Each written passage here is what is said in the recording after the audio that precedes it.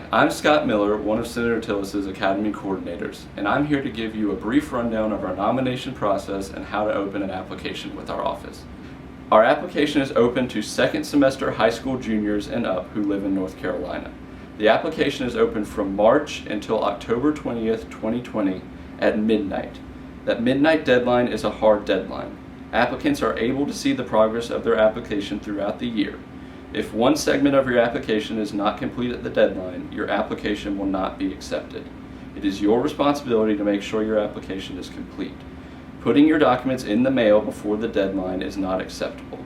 There are almost zero exceptions to the deadline.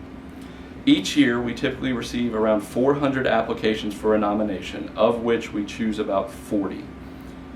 I would recommend you use all of your application avenues, which would include both Senators Tillis and Burr in North Carolina, as well as your U.S. representative in the House of Representatives.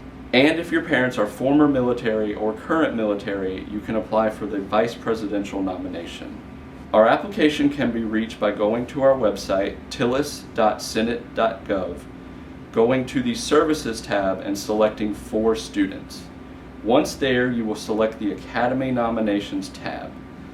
That will take you to our Guidelines for Service Academy Nomination. This is a brief rundown of what documents we need for your application, as well as our deadlines and other information that might be helpful. On this page, you will select the bolded line online application in the second paragraph. By clicking on that, it will take you to our nomination application page. On the right side of the page, you'll see a question that says First Time Here.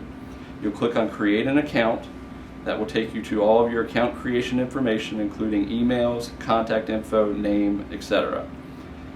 After completing all that information, please click Create Account. That will take you to a page asking for email verification. Please check the email that you put into the application information for a link. In that email, there will be a link that says Activate Your Account. Once you click on that, it should take you to the application.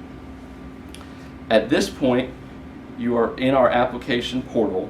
It is important to follow all instructions very carefully. Failure to follow instructions will result in a disqualified application. Once you're in the application, you will see two segments. One is a questionnaire and the other is a checklist. In the checklist, you are required to submit transcripts. Those can be informal transcripts mailed to our office or submitted by the applicant themselves. We also require SAT and/or ACT scores uploaded in PDF format. Our application requires 2 letters of recommendation, a photo, resume, and an essay describing why you would like to attend a service academy. Once you are completed with the checklist, you will complete the questionnaire. In the questionnaire, you will select your first and second preference academies. In this section, it is important that the academy you would most like to attend is selected as your first preference. Because of the number of applications we receive, we are usually only able to consider you for your first choice academy.